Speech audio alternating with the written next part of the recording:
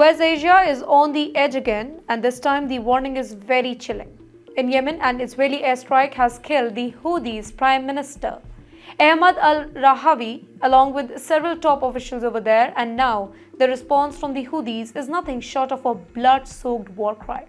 Their leader, Abdul Malik al-Houthi, has promised rain of fire in revenge, be it missiles, drones and even naval blockades aimed directly at Israel.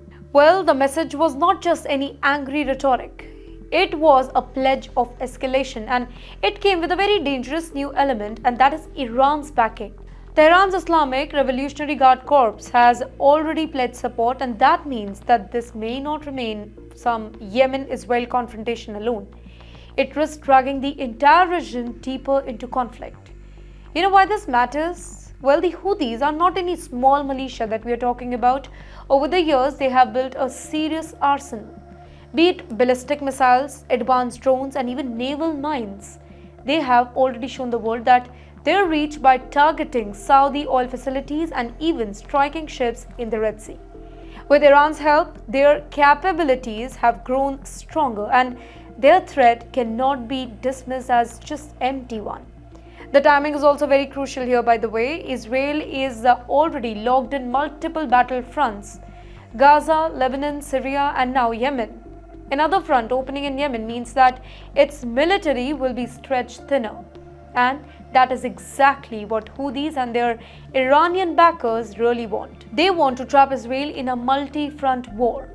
But yes, here's a bigger picture. What began as localized strike in Sana'a is now snowballing into something larger.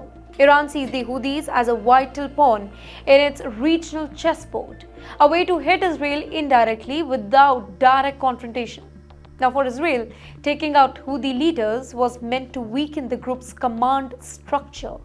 Instead, it may have triggered an event more dangerous: escalation. So, where does this go from here? Well, the rhetoric is heating up. The Houthis are promising a crushing retaliation. Israel is on high alert, Iran is openly cheering from the sidelines, and the Red Sea, world's busiest shipping lanes, could once again become a battlefield. And you know what? This is why the world is watching Yemen today, because one airstrike has the potential to ignite a much wider war, one that could spread across borders, across seas, and across the economies.